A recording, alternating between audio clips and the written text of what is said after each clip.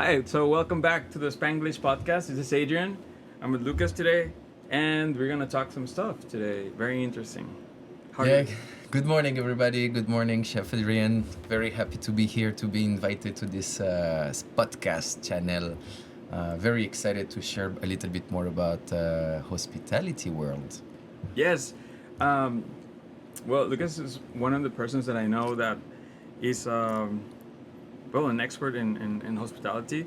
The for the brief time that we've known each other, I've come to notice his sensibility towards like especially service and the details. So I really admire and wanted to share and talk a little bit more like insights in this opportunity that we have. We, hopefully one of many, and so a very special episode today of your favorite podcast, the Spanglish podcast, of course, here directly from San Diego, California. Very happy to be here, guys. Very happy. It's a first one for me as well. I'm very glad to start like this new format of doing podcast, and obviously the goal is to share more about some insights about restaurant and hospitality and what do we do, how do we do it, why do we do it, and I think all those questions are very important, to ask ourselves as professionals. And I think like the beauty of it is that everything that we learn in hospitality can be applicable into our private life. So it's like similar values and principles that we tend to be able to bring at home in our personal relationships with our friendships at work. There is so many things that that you can transmute from one world to another, and I think this is the true beauty of this industry.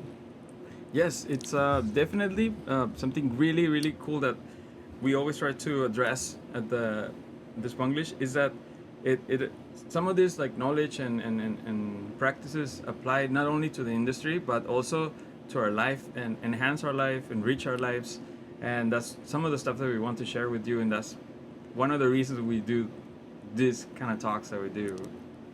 So yeah, we well, a little bit of a backstory. We met in Wormwood, North Correct. Park. Yes. So can you tell us a little bit about that? Yes, of course. So I joined the company basically like around 4 to 5 months ago now, and I took over the management of Wormwood, which is like a French restaurant in San Diego, and probably one of the best 10 tables in the city. So a very short journey that for me in this group, which have been somehow pretty much intense. Like there was like a lot of things to fix up. In terms of operation, to be able to make sure that we were as efficient, constructive, and focusing on the real principles of always putting our guests in the center of the equation. And I think, yeah, this is what it's all about. So I think it was like a big shift in terms of culture, understanding the fact that we're here to serve people, we're here to make them forget their personal lives and their problems for the space of couple of hours by bringing joy, emotions, love to the table, and removing this transactional part of the equation as well. So I think it's really about providing like a genuine hospitality, being able to meet a stranger for the first time and consider it like if it was our best friends. Especially like I don't know if you guys have been to Wormwood, or at least I hope you will have the opportunity to come and discover it. Me too. But it's like it's really like a home. It's like it's very modest, it's very humble. There is nothing luxurious in terms of the design of the restaurant itself. So which gives even more space for the kitchen and for the floor staff to shine, by their knowledge, by their hospitality, by their elegance, by their perfectionism and attention to detail. And I think this is why we are able to blow people's minds so much, because they come without expectations and they ended up having like a full journey, a full immersive journey where we can make them travel back to Paris for the space of 2 hours. And right now our reputation has grew a lot. Before we used to be this French little neighborhood restaurant where again, like people were used to come without expectations and just being blown away. And now like we really set ourselves like as one of the best restaurants in town, and obviously our reviews and the guest feedbacks are speaking for themselves. I think we also do have like an incredible clientele at the first place, clientele which is very mature, educated, present, which creates like a real dialogue between the guest and the team members. And it's like a happy place, like the staff is happy to receive such an amount of positive feedbacks, which they want to do even more for their guests. The guests are start giving even more back. It's always like this snowball effect of really big happiness that is happening inside of the restaurant. So now we're definitely conscious about the success that we have, about the reputation that we've built over time. And so now we know that people are actually coming with very high expectations. So we need to understand that and act forward. We cannot just disappoint. And I think now we even live in like in an Amazon world where people have the want instant gratification all the time, and if they don't have whatever they want right away, this will start creating some problems. So we always need to be conscious about time, about minutes, because 1 minute for us is like 5 or 10 minutes for a guest. At the table. It's about being able to deliver an incredible experience, finding ways to make guests feel special, or because recognition is the new luxury, at the same time education is a new luxury too. So we always try to hit 1 or 2 points out of the experience, or by making them feel like they're the only guest in the restaurant at this time, or at the opposite, by providing knowledge of things that we're serving and doing to the table. So like this, they will learn something of their experience. So I think this is like one of the 2 main points that we're trying to teach and preach at Wormwood. And I think you're succeeding in it. We have had the opportunity to see a little bit the evolution from it's a sister restaurant. We are sister restaurants, Tahona and Wormwood. So every now and then I have the opportunity to visit and join you guys for a day or two, and of course it's an enriching experience, and also it's somewhat it's a Spanish podcast. We're a little irreverent, so sometimes we just say like stuff that you wouldn't like probably say in other places. So Okay. I do think and see the French service influence and the Europe kind of like bringing forward and sharing. I myself was trained for a little bit, and I think I can vouch a little bit for kind of like noticing how there's like you said, this thing where it's not purely transactional, but it's actually a vocation. It's actually a something that it's born inside of you, and you have this need to share and somehow have this innate know-how of how to do it. But the thing is, like, I consider myself as an artist, and I consider ourselves as artists. Like whether you look at chefs, cooks, bartenders, they're artisans. They're building things from scratch. They're using their creativity. They're building them flavors and textures, and it's always like a constant research about how to develop and mix flavors that could blend with each other. And at the same time, for service, I think it's the same, because it requires so many soft skills and read between the lines and combining the tangible and the intangible parts. And it's like there is a lot of things you can't explain. It comes with a lot of experience. Now, something that I realized like a few years ago is that a fortunate human has the chance to eat 3 times a day, right? Breakfast, lunch, and dinner. At the end of the year, it gives you 1,095 meals. At the end of the year, but how many of those do you actually remember?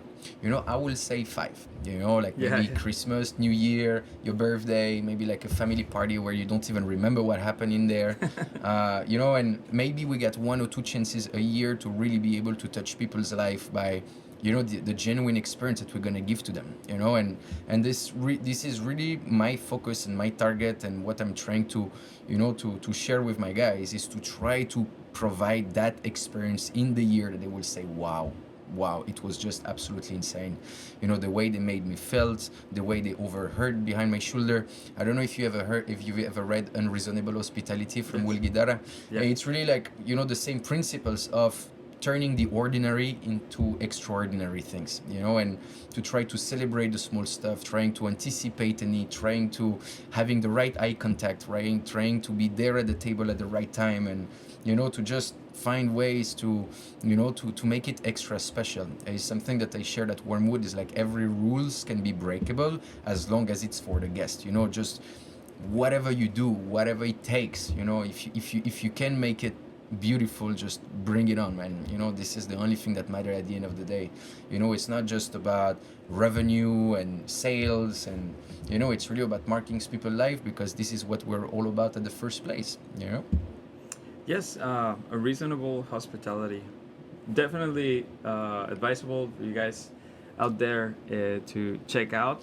I did the Zach got my coffee. Okay. We started working. He gave me a coffee, and yeah, I took a little bit, but I ended up reading it and understanding how you can go above and beyond for for a person, for just kind of like just visiting you, investing the time in your space, and then kind of like having a great experience, and then doing this little thing that just blows their mind out. Like nobody else would do that. So yeah, I mean it's a treat to kind of like hear and listen to all of these, but also um, we were talking about how uh, it's more than just kind of delivering a service to towards society in the sense of like this like work or industry. It's also there's also a human factor to it, and Yeah. then more in the mentorship and kind of like adopting somebody or kind of giving back in knowledge and kind of taking under your wing the people that work with you and or work for you or work that you work with. Pardon my But that's English. the thing is like knowledge is power, power is confidence. And it's like I think it's something which is very part of the French culture is about transmission. So everything we need to learn, we need to pass it back. And it's not about creating like a certain safe space. As a leader, as a team member, to keep your knowledge for you and to try to compete because at the end of the day, we all succeed or we all fail together. And it's something that I've learned. Same thing in the past. Is like if I have $10 and I give you five, I have only five left. So we divide. But if I know something and I teach you that thing, I'm not forgetting it. So we're multiplying. And that's the thing. Is like it's to me it's like really building an army of intellect. Combining and multiplying how smart we are, the way we care, the way we know how much we're gonna, like even about the product, what are we serving? It's very good to have this item on the menu, but where is it coming from? What is the inspiration? I think you always to know where you come from to be able to predict the future. So I think it's about understanding the traditions, understanding people's background. So like this, you really be able to to grow together, to have and build a nice future together. And I see the same thing as a leadership. I couldn't being able to lead my teams without really understanding and caring for who they are in the first place. What's their background? What do they want? What are their goals?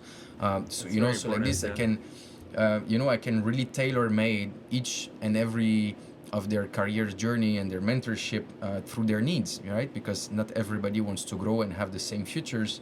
And I think this is what I really try to apply in terms of leadership too. It requires a lot of time and patience and understanding and being present and listening, to be able to help these kids and to feel that they are cared for, understood, and that we try to bring them to where they want to go. That's I think the role as a leader is like these kids are giving you their lives, they're giving you their careers between your hands, and I want to make sure that I honor that privilege, to have the careers of these guys under my charge, and to make sure that whatever amount of time we're gonna spend together in the restaurant, by the time they finish their experience or their course at the restaurant, they will be and feel more confident than ever. Yes, and like you said, I think something very important about all of these is that you mentioned that not everybody has the same idea for the future. Yeah.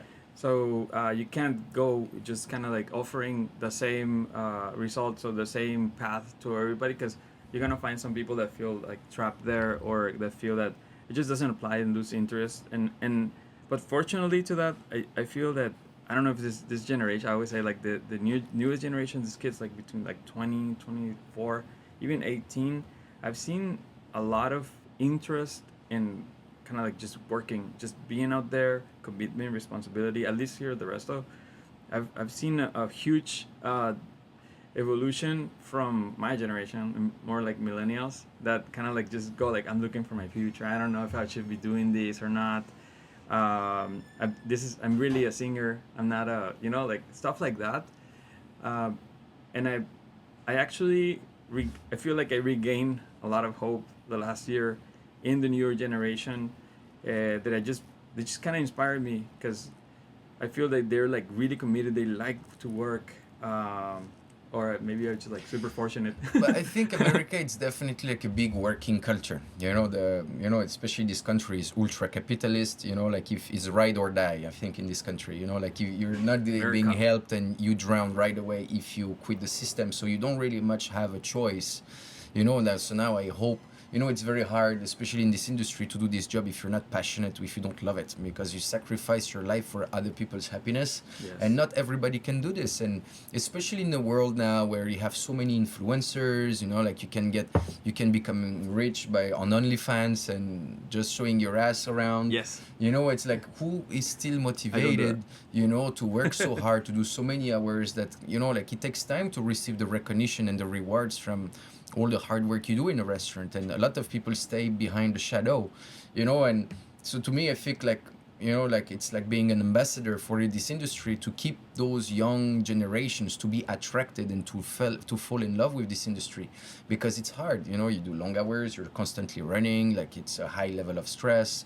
You have to be able to multitask, you have to be on your A game every single day, because people are still paying the same price, either you had a good or a bad day. They don't care that you had a good or a bad day at the first place. They expect quality, consistency, and trust, a place where they're being taken care of. And like, and again, I think in life or in the restaurant industry, you have to take care of yourself first if you want to be able to take care of others. You have to learn how to love yourself, you have to learn how to take care of yourself, you have to be healthy, you have to be good, and somehow treat yourself like an athlete, because you're on performance every single day. When the curtains open, when the restaurant open, we're here to perform a show, we're here to be ourselves, but at the same time to show what people want to see. So the way I grew up in a 3 Michelin star restaurant, it was like a ballet. It was like you're performing like the Cirque du Soleil over and over and over and over again, night after night. You never stop building that show, that momentum, and leaving that service like if it was the last one, because we have to prove everything again, over and over again, every single day. So I think it's really a duty for a leader, I think, to keep your teams motivated and to share the love, to share the passion, to share the transmission of why they are doing this at the first place, as how much is important, to receive that accountability, that we're taking care of people's life. Like as I said, like hospitality comes from hospital, and it's about providing the right medicine to people. And I think being a good listener is so important, because we serve the same menu to thousands of guests every month, but how can you make every single experience different from one another? And I think it's about asking the right questions, truly caring, truly trying to understand, are your people hungry or not? Do they want to share, or they want to go individually? Is it their first time here, or they are a repeated guest? Are they in the rush, or they have time? Are they celebrating anything, or is just a casual dinner? There are so many different components that come into the equation in order to provide the right experience to people.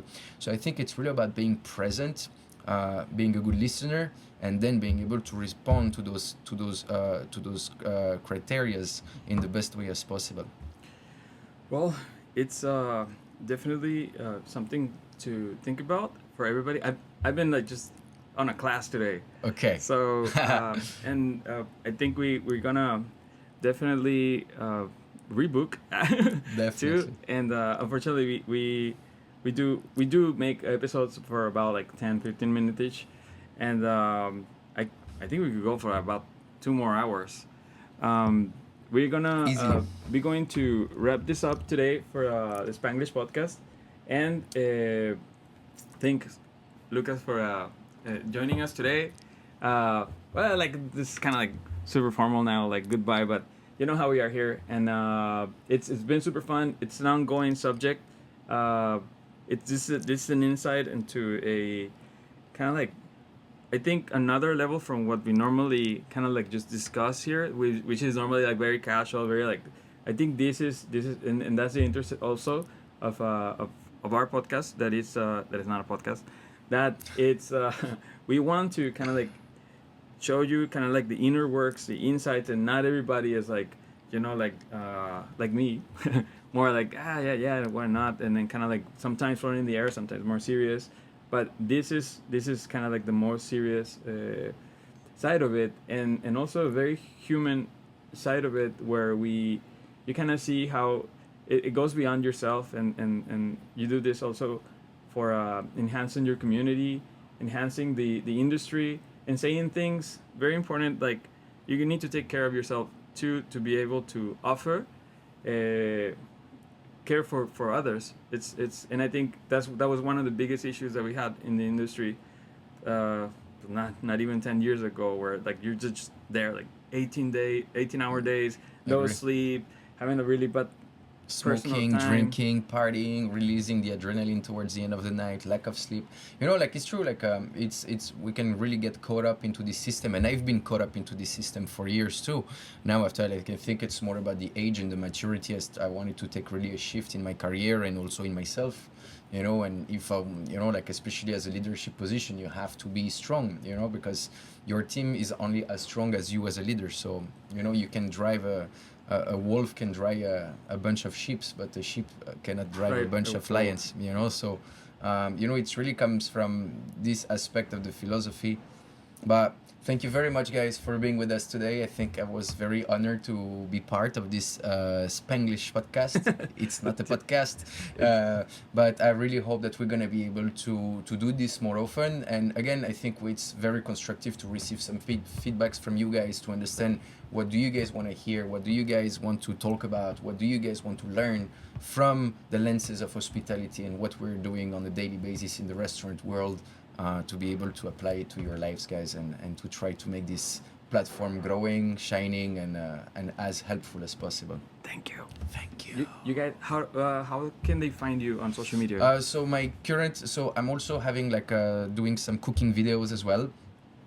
So I love cooking too. So you can find me on Instagram under OO Narvalo, which is OHOHNARVALOW. Otherwise on my YouTube, which is Lucas Ketir, LUCASKETIR, where I share more about wisdom, mentorship, coaching through hospitality as well. It's like new initiatives for me. So I'm just starting on this journey. So this is why all these collaborations are extremely incredible for me, and I think for Chef Adrian too. To Pleasure. be able to partner up, share our passion, share our flames, and grow together from there, and to try to make the world a better place. Awesome. Thank you guys. Thank Nos you very vemos. much.